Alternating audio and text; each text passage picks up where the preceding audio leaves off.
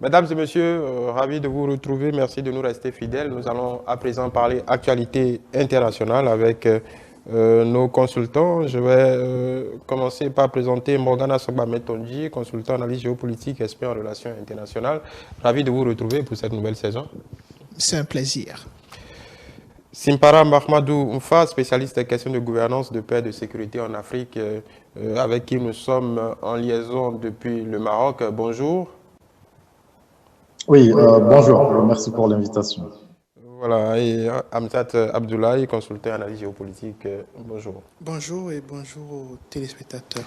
Voilà, nous allons peut-être commencer cette séquence en nous intéressant à deux faits pratiquement concomitants, que ce soit en Côte d'Ivoire ou au Sénégal, des remaniements ministériels avec en Côte d'Ivoire, un nouveau venu, un ancien transfuge du PDCI qui a été installé au poste de Premier ministre avec un remaniement, on va dire, à la marge, quelques entrées, mais les poids lourds du gouvernement sont restés.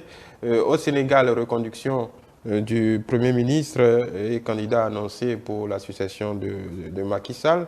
Je vais commencer par vous, Simpara Mamadou Mfa. On a l'impression que ce soit en Côte d'Ivoire ou au Sénégal, Alassane Ouattara et Macky Sall restent les maîtres du jeu politique et entendent jusqu'à la fin de leur mandat rythmer et dicter quelque peu la suite des événements. Oui, merci beaucoup, cher François, pour la question. Je crois que comme dans l'un comme dans l'autre cas, il convient peut-être de poser, on va dire, quelques facteurs ou peut-être quelques décors et contextes qui entourent ou qui, comment dirais-je, qui contourent de manière générale un remaniement ministériel ou gouvernemental.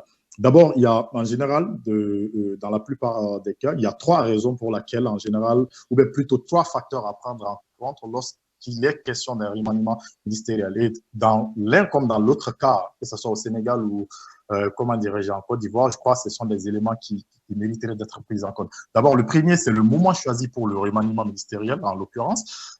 Et au Sénégal, le moment est très parleur, notamment seulement 4 mois avant les élections présidentielle du 24 février 2024. Donc, le moment choisi. Ensuite, la forme du gouvernement choisi. Donc, est-ce qu'il s'agit d'un gouvernement technique ou politique, donc technocratique ou bien basé beaucoup plus sur une forme de consensus politique. Et ensuite, la portée du remaniement et son ampleur. Donc, dans l'un comme dans l'autre cas, la portée n'est pas pareille. Donc, par exemple, en Côte d'Ivoire, on parle d'un remaniement, on peut même dire gouvernemental. Donc, il s'agit, vu que la tête de l'exécutif, plutôt la tête du gouvernement est partie et que pratiquement l'ensemble, comment dirais-je, des ministres qui gardaient les postes régaliens sont restés sur place. Maintenant, alors qu'au Sénégal, si la tête de l'exécutif est passée, il y a eu des remaniements de certains postes où on parle dans certains cas même de jeu de chaises, comment dirais-je, où la ministre des Affaires étrangères quitte, comment dirais-je, les Affaires étrangères pour se retrouver au niveau comment dirais-je, du ministère des Gardes-Sceaux. Donc là, ça c'est des, comment dirais-je, des généralités pour ce qui est dans l'un ou dans l'autre cas. Donc maintenant, concernant le Sénégal, moi j'aurais peut-être dans le cas sénégalais, j'aurais tendance à penser beaucoup plus comment dirais-je, au terme de réaménagement ministériel plutôt que de remaniement ministériel.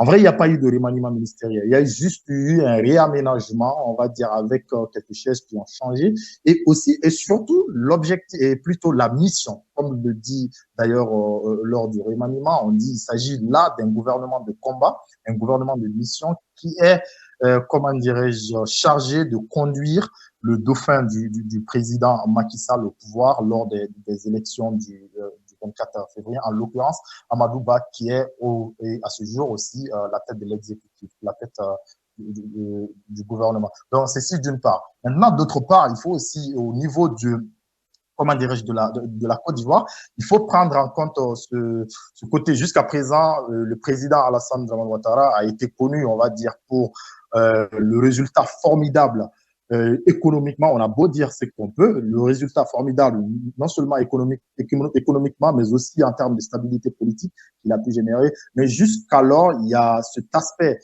comment dirais-je, ou bien plutôt qui manque du projet libéral social qui avait été prôné par Houphouët-Boigny. Donc aujourd'hui, le remaniement ministériel qui occure en Côte d'Ivoire, en tout cas en attendant de voir les retombées, répond, on va dire, à ce besoin de prendre en compte l'aspect social du progrès politique et économique qui a été réalisé depuis maintenant 2011, si on peut dire.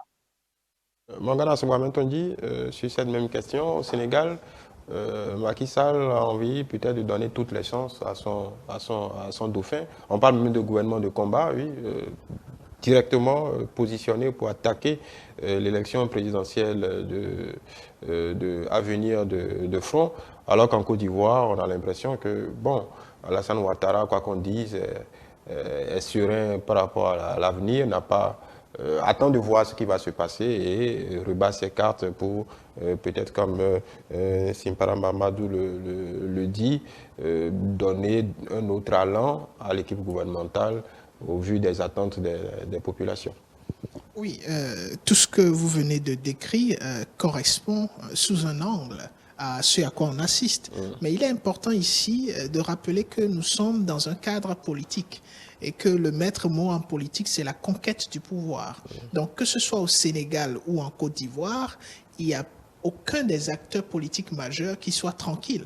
Il prépare au fait la bataille ou la conquête du pouvoir qui est très prochain au Sénégal et aussi pas très loin en Côte d'Ivoire. Et quand vous regardez la sphère politique un peu partout dans les deux pays, que ce soit en Côte d'Ivoire ou au Sénégal, commencez par le Sénégal, on voit ce retour plus ou moins intéressant de Sonko, normalement, qui est instruit par une cour de justice de Ziguinchor, qui dit qu'il faut que Sonko revienne dans sur la liste électorale. Sur la liste électorale. Maintenant, on a cette confrontation institutionnelle qui ne souhaite pas valider sa candidature. Donc, il y a des dynamiques assez importantes qui se déroulent dans le cadre politique sénégalais où la conquête du pouvoir semble ne pas être aussi facile qu'on l'aurait cru pour ce qui est du camp gouvernemental, sans compter les différentes défections auxquelles on a assisté dans ce même camp. Quand vous prenez le cas de la Côte d'Ivoire, oui, on peut avoir l'impression que tout semble assez paisible pour le camp présidentiel en Côte d'Ivoire ou le camp du président Ouattara, mais ce n'est pas réel.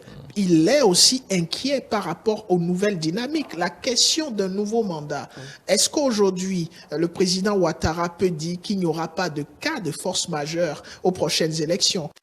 Il y a réellement un dauphin en griffe qui sera capable de rallier le camp de M. Ouattara. Donc il y a toutes ces questions aujourd'hui qui font que chacun des acteurs majeurs, que ce soit le président Macky Sall ou le président Ouattara, sont en train de faire le calcul politique pour pouvoir atteindre les objectifs. Hamzat Abdoulaye, pour compléter la même question, on peut considérer qu'en Côte d'Ivoire, entre griffes, Alassane Ouattara boivent du petit lait, parce que Gbagbo étant, en tout cas jusqu'à preuve du contraire, hors course, Bédié mort, quand bien même il y aura une succession, ce ne sera jamais la même figure, la même emprise. Donc à la limite, on va dire que le champ politique est quelque peu entre griffes, encore une fois. Il peut y avoir des cas de force majeure. La compétition, en tout cas le champ politique est quelque peu dépeuplé, on va dire, en termes de figure de proue pour Alassane Ouattara. Donc, je ne dirais pas qu'il soit sur pilotage automatique, mais les enjeux ne sont pas les mêmes si on compare il y a une année en Côte d'Ivoire. Oui, c'est un fait notable que vous soulignez. Alassane Ouattara est relativement plus à l'aise dans son fauteuil de président, encore plus qu'en face, il a très peu d'adversaires, sinon pas du tout d'adversaires. Déjà sur l'échiquier politique, quand vous prenez les partis politiques qui existent aujourd'hui dans le paysage politique ivoirien, c'est un désert en réalité. Il n'y a pas une véritable alternance, il n'y a pas une véritable opposition, ou si vous voulez, il n'y a pas une véritable propositions qui aillent dans le sens contraire à Alassane Ouattara. Ce que même les dernières élections ont révélé. révélé. Exactement. Et je pense que dans cette dynamique, Alassane Ouattara, c'est une bête politique. C'est un renard politique qui est capable de voir l'avenir. Alors, il y a une chose aussi qu'il faut clarifier, c'est que vous avez là des régimes présidentiels ou semi-présidentiels. Donc, même quand il y a des remaniements aussi complexes ou complètes, ça ne crée pas le raz-de-marée qu'aurait donné lieu, par exemple, un remaniement dans un régime parlementaire. Ce n'est pas la même chose.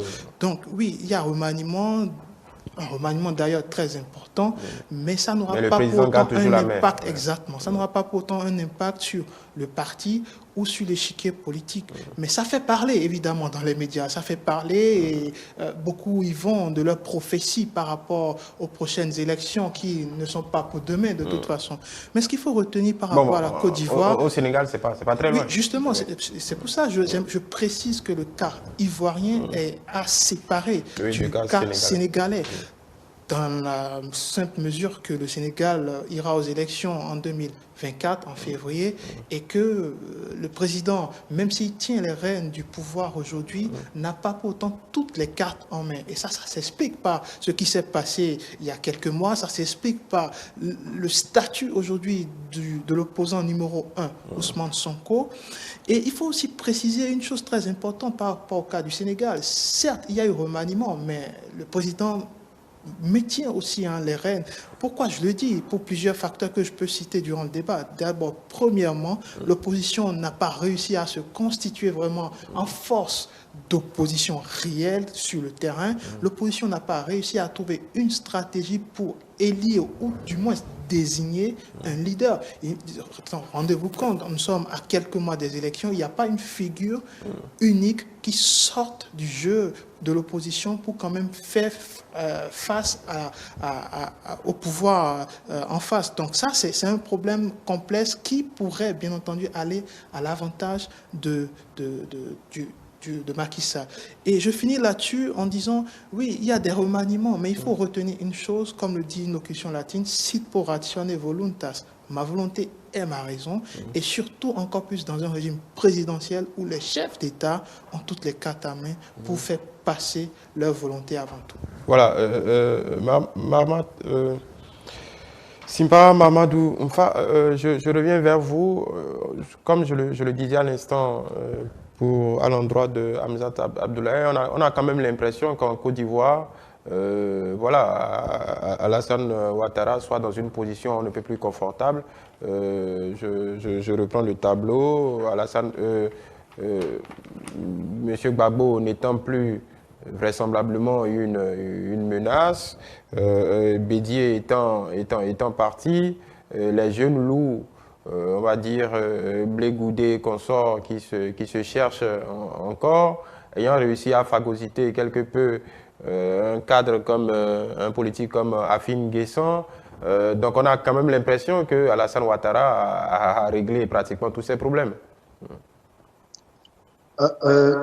Juste si vous pouvez répéter la question, j'avais du mal à vous voilà, je disais, cas contrario du Sénégal, qu'en Côte d'Ivoire, en termes d'adversaires politiques, Alassane Ouattara n'en a plus vraiment, étant donné que le président Gbagbo soit hors jeu et que le président Bédié n'étant plus de ce monde, que les Blé Goudé et consorts ne soient pas réellement au niveau. Donc, il est quelque peu aisé pour lui de gouverner tranquillement et il ne s'en prive pas. Oui, absolument. En fait, comment dirais-je, ces remaniements ministériels ou dans le cas sénégalais, comme j'aime à le dire, réaménagement ministériel a eu lieu, comment dirais-je, en même temps dans les deux pays, les enjeux et les ampleurs ne sont pas les mêmes. D'abord, au niveau sénégalais, comment dirais-je, il faut savoir peut-être, ou bien il faut rappeler le contexte dans lequel il a eu lieu. D'abord, c'est la toute première élection présidentielle dans l'histoire du Sénégal où le président sortant n'est pas candidat. Donc, où le président sortant n'est pas candidat, mais où il a la nécessité ou le devoir de maintenir, on va dire, son parti au pouvoir. Donc, à travers une nouvelle figure, en l'occurrence à la personne de Amadou Ba. Donc, comment dirais-je, l'enjeu est de taille pour non seulement le pays dans son ensemble, mais aussi et surtout en particulier pour le parti au pouvoir. Donc, d'une part, d'autant plus que et ça, c'est quelque chose qui diffère du Sénégal à la Côte d'Ivoire. C'est qu'au Sénégal, on va dire, c'est un pays où le processus politique est assez mouvementé. Non seulement mouvementé, donc auprès, comment dirais-je, comment dire, de la population la plus jeune qui est majoritaire de manière générale, ou aussi comment dirais-je, un processus mouvementé même dans le nombre des candidats et des figures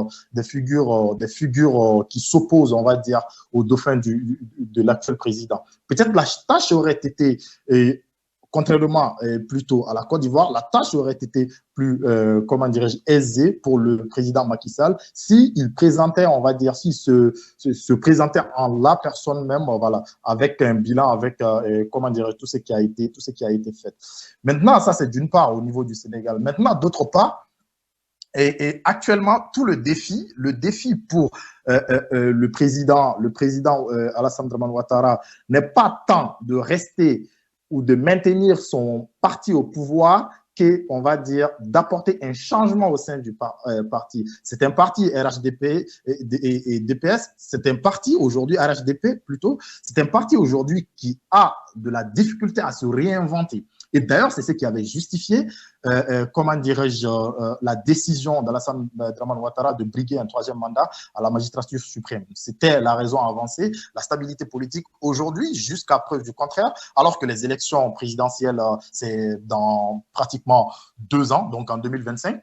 Jusqu'à présent, on ne sait pas, personne ne peut dire qu'aujourd'hui, il y a un successeur à Alassane Dramane Ouattara. Personne ne peut présager, comment dirais-je, l'environnement politique avec des acteurs, comment dirais-je, qui peuvent émerger au sein de, comment dirais-je, dans les partis d'opposition comme au niveau de la majorité pour vraiment faire face ou faire figure, on va dire, dans le jeu, pour peser dans le jeu politique. Donc, contrairement, on va dire, au Sénégal aujourd'hui, le RHDP et en particulier et le paysage politique ivoirien en général est aujourd'hui sommé à se réinventer, une réinvention qui sera de longue haleine, d'autant plus que, comme vous les avez cités, quelques vétérans avec Bernard Konabé Dadié, avec, comment dirais-je, Laurent Gbagbo, donc, et Alassane Dramane Ouattara. Donc aujourd'hui, il y a une nécessité de réinventer et de rajeunir le paysage politique, mais chose qui relève d'une difficulté non seulement au niveau de la majorité, mais aussi et surtout au niveau, comment dirais-je, de l'opposition. Et aussi qui ne présage, on va dire, pas qui n'envoie pas de signes positifs d'ici 2025. Et qui reste en toile de fond en Côte d'Ivoire. Autant au Sénégal, il y a un successeur désigné. On avait craint que sa désignation crée beaucoup plus de tumulte dans le parti. Il y a eu quelques démissions, mais globalement, la fronde a été contenue. On verra bien ce qu'il en sera les mois à venir, plus on se rapproche de l'échéance. Mais en Côte d'Ivoire, comme Simpara Mamadou vient de le dire, on se pose la même question. Même si c'est en 2025, qui prendra la suite d'Alassane Ouattara et c'est d'ailleurs pourquoi ces types de remaniements sont constamment un enjeu en Côte d'Ivoire. On se posait la question de savoir est-ce que le Premier ministre Hachi restera en poste. Est-ce que le Premier ministre que Ouattara choisira, est-ce que ce ne sera pas celui qui sera positionné pour la suite? Il y a ces questions qui agitent le landerneau politique ivoirien à chaque fois. Oui, c'est réel ce que vous venez de mettre en relief. Et il faut insister aujourd'hui sur le fait, c'est une autre lecture, que le président Ouattara a plus de soucis à se faire que le président Macky Sall. parce que le paysage, et contrairement à l'analyse qui a été faite tout à l'heure au niveau du Sénégal, où on pense qu'il n'y a pas une figure d'opposition qui existe, mais il y a une figure d'opposition. Elle a juste été écartée un peu tôt par un concours de circonstances difficiles à clarifier, parce qu'il y a quand même des faits par rapport à la justice qui sont compréhensibles. Et de l'autre côté, donc cette figure est une figure qui a tellement d'influence, de capital politique apparemment au sein de la jeunesse, que cette jeunesse-là ne concevait pas une élection sans ce candidat-là au starting up. Mais de l'autre côté de la Côte d'Ivoire, il y a des acteurs politiques, qu'on le veuille ou non, même la mort du feu Konabédié et la supposée inaptitude ou peut-être improbabilité de Gbagbo à faire partie des possibles candidats, ça ne règle pas la question du capital politique qui existe au niveau de ces acteurs-là et aussi de cette jeunesse au niveau de M. Blé-Goudé, sans oublier Guillaume Soro, qui continue d'avoir quand même de l'influence et on ne sait pas exactement ce qui pourra se passer d'ici là. Sans oublier que Madame Gbagbo, Madame Gbagbo, pour ne pas dire Simone, oui, elle est aussi dans la course. Donc vous avez un paysage politique difficile à cerner en Côte d'Ivoire, contrairement au paysage politique qui existe au Sénégal. Donc, M. Ouattara, sérieusement, le président Ouattara, a plus de soucis en matière de calcul politique à faire que Macky Sall, qui aujourd'hui est carrément, il n'est pas candidat, mais les enjeux restent et demeurent difficiles à cerner. C'est la même question. C'est vrai que quand on se projette d'ici 2 ans, 2025, il est difficile de lire dans dans le marc de café pour voir ce qu'il adviendra en Côte d'Ivoire de l'association de Alassane Ouattara. Oui, je pense qu'on a déjà fait ces lectures pour les dernières présidentielles et ça a on a été surpris. Pas surpris, mais ça a prouvé une nouvelle fois parce que tout le monde ne pensait pas les mêmes choses. On a vu la qualité politique que détient Alassane Ouattara. Qualité politique en matière de stratégie, qualité stratégique en matière de prévoyance. Et je pense que... Vous voulez parler de ce troisième mandat qui fait... Absolument. Il a pris tout le monde de court déjà et ensuite il a gagné, il a remporté ces élections avec brio. Ce qui ne veut pas forcément dire qu'il n'y a pas une alternance qui existe en Côte d'Ivoire. Ça, il faut être clair là-dessus. Mais ce sur quoi il faut être aussi clair, c'est par rapport à Alassane Ouattara. Alassane Ouattara a réussi à baliser le terrain politique en Côte d'Ivoire. Certes, son bilan aussi parle pour lui. Le bilan économique, le bilan social, le bilan culturel, tout ça joue en sa faveur. Ça, c'est un acquis pour lui. Ça, on peut l'entendre. Mais il ne s'agit plus de lui aujourd'hui. Il s'agit de la relève. Et en matière de relève, il faut planifier. Et il est le premier, depuis plusieurs années déjà, à mettre en place une stratégie, une ligne claire par rapport à l'avenir. Quant à savoir qui sera son dauphin, bien malin celui qui sera dans sa tête pour le dire. Mais ce dont je suis certain, c'est qu'Alassane Ouattara sait très bien brouiller les pistes. Ce remaniement n'est qu'une autre façon de brouiller les pistes. Et ça, c'est le premier caractère, le premier atout d'un véritable renard politique. Bien entendu, si on revient dans des États comme le Sénégal, le Bénin, etc., où on peut voir des remaniements pour peut-être inculquer une sorte de changement. Au Bénin, on n'en voit pas. Bon, c'est vrai, on n'en voit pas, mais il y a quand même eu des têtes qui tombent. Il y a quand même des têtes qui tombent de temps à autre. Mais c'est pour dire, c'est le process. En démocratie, il arrive des moments où le chef de l'État veut balayer son équipe, mais enfin, à des fins stratégiques, à des fins politiques aussi, ça s'entend. Mais la Côte d'Ivoire est tellement spécifique, Alassane Ouattara est tellement spécifique que ce remaniement, en réalité, n'est qu'une carte pour embrouiller, en réalité, tous les experts ou tous les prophètes sur la question. Et je finirai là-dessus en disant... 2025, en réalité, n'est pas si loin comme on le pense. Non, ça vient très vite. Et quant à savoir le dauphin d'Alassane Ouattara, lisez dans les cartes, vous verrez très bien que ce dauphin est déjà choisi, est déjà désigné, et il attend que le bon moment pour ouvrir le voile. On va faire un dernier tour de table, mais sur une autre question rapidement. je reste avec vous sur le Soudan. On sait que le monde est en crise, les conflits naissent de partout. Tout le monde aujourd'hui est focalisé sur ce qui se passe dans la bande de Gaza. Mais on a oublié que sur notre propre continent, en vase clos, les Soudanais s'entre-déchirent. Alors, pourquoi on ne s'en préoccupe pas plus? Ma question pourrait être aussi simple et triviale que ça. Alors, pour la simple raison que depuis la fin de la Deuxième Guerre mondiale, trois choses ont été mal gérées. La décolonisation, la chute du mur de Berlin et la mondialisation. Ces trois choses mal gérées ont occasionné justement la mauvaise gestion de cette crise sur la planète. Vous allez vous rendre compte que la solution de la puissance qui était la solution unanime à la sortie de la Deuxième Guerre, n'a pas marché. On a érigé des sociétés interétatiques, des sociétés multilatérales qui ont tenté des choses, mais en restant bloqués en 1945. Et nous sommes en 2023 et force est de constater que la gestion des crises, la question de la gestion, de la prévention des crises est un échec total sur toute la ligne.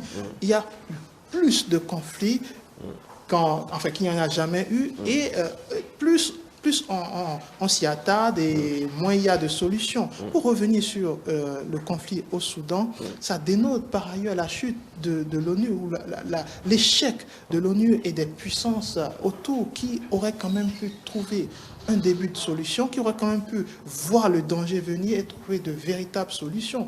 Et vous allez constater le paradoxe aussi quand Omar el-Béchir, qui quand même est resté des décennies à la tête du Soudan sans qu'il n'y ait eu de conflit majeur, déjà ça il faut le souligner, c'est très important. Vous avez vu toute la communauté internationale applaudir, tout le monde applaudissait la fin ou la chute d'un dictateur sans comprendre qu'en amont, qui tenait quand même quelque chose, qu'il était assis sur une bombe, que sa dictature seule ne pouvait tenir. C'est seulement sa dictature qui pouvait tenir cela. Donc sa chute a occasionné tout ce qu'on voit aujourd'hui, la division et le drame. Le drame, c'est vraiment l'absence de proposition de solution, l'absence d'un regard, de faire les choses autrement. Et j'indexe, bien entendu, les forces impliquées à l'extérieur, à l'étranger, déjà en Afrique, qui n'en parlent quasiment pas. Dans les médias, ça n'existe plus l'information. Un blackout alors total. qu'à l'intérieur, c'est un véritable capharnaüm qui s'est installé à ciel ouvert à Khartoum ou ailleurs au Soudan. Et ça, c'est une chose dramatique auquel plusieurs chefs d'État, plusieurs spécialistes aussi devraient s'y pencher pour qu'on puisse espérer un début du tunnel. Simpara Mamadou, très rapidement sur cette question, le Soudan, tout le monde se contente d'observer, personne n'en parle, un blackout total. Comment on peut expliquer ce paradoxe? Alors, répétez, je crois que j'ai un petit problème de liaison. Blackout total, personne n'en parle, un carnage, on va dire, en vase clos, même sur le continent, l'Union africaine, on va dire, même le minimum syndical, on ne voit pas venir. Alors, qu'est-ce qui peut expliquer cette relative indifférence?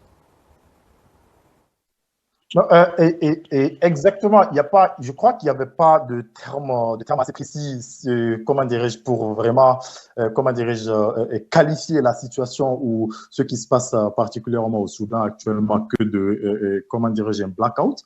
Aujourd'hui, comment dirais-je, l'évolution de la situation au regard, comment dirais-je, des zones de conflit, Khartoum et puis relativement Darfour et d'autres régions, et le conflit s'étend dans d'autres régions. Donc aujourd'hui, malgré, et ça aussi il faut le dire, malgré les engagements des partenaires, que ce soit multilatéraux, donc au niveau de l'Union africaine, au niveau de l'ONU, avec la mission, il ne faut pas oublier qu'il y a une mission onusienne sur place depuis maintenant un moment. Ensuite, avec l'IGAD, avec, comment dirais-je, la Ligue arabe, il y a eu des initiatives, donc des initiatives au niveau multilatéral, mais aussi et surtout aussi, il y a eu des initiatives au niveau, comment dirais-je, des partenaires bilatéraux, de l'Égypte, de l'Arabie Saoudite, des Émirats Arabes Unis, de l'Éthiopie et même du Tchad. Donc, et puis dans une moindre mesure,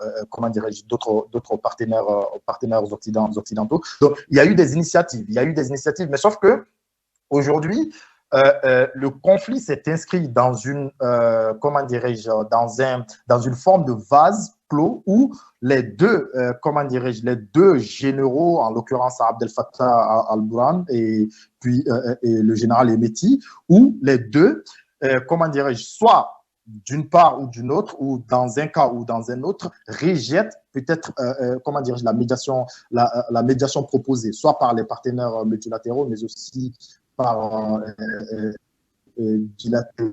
Donc, aujourd'hui, le conflit a atteint une impasse où la communauté internationale, et c'est triste d'ailleurs, surtout au niveau de l'opinion internationale, où le conflit devient de moins en moins médiatisé et les gens en sont de moins en moins préoccupés. Exactement. Et surtout, comme l'actualité brûlante avec ce qui se passe en Palestine ou comment dire, dans les contrées du monde. Donc, ce qui fait l'impasse d'un conflit pas une forme de, comment dirais-je, de négociation, ou plutôt une forme de proposition de négociation et de négociation proposée par les partenaires aux deux généraux et leur impasse à parvenir à un agreement fait que le conflit, comment dirais-je, non seulement perdure, mais également les deux obtiennent des supports de part et d'autre, notamment exactement, voilà. Par exemple, Morgana Soba Metonji, très rapidement sur cette question pour finir. Oui, je dirais simplement que la raison pour laquelle on n'en parle plus est très simple, hein, ce sont les intérêts. Les enjeux que représentent Israël, Hamas, Palestine sont apparemment plus importants pour les acteurs majeurs des relations internationales que ce qui se passe entre les parties en grief au Soudan. Donc, ce n'est pas un problème de droit international. On a compris qu'il s'agit d'une question de relations internationales, intérêts, rapport de force. C'est aussi simple que cela. Voilà. Merci Morgana Soba-Metonji. On a royé un peu sur le temps qui nous est imparti. Consultant et analyse géopolitique et expert en relations internationales. Simpara Mahmadou Mfa, depuis le Maroc, spécialiste des questions de gouvernance, de paix et de sécurité en Afrique. Hamzat Abdoulaye, consultant et analyste géopolitique. Merci pour les éclairages, vos éclairages des uns et des autres, mesdames et messieurs. Merci de nous avoir suivis.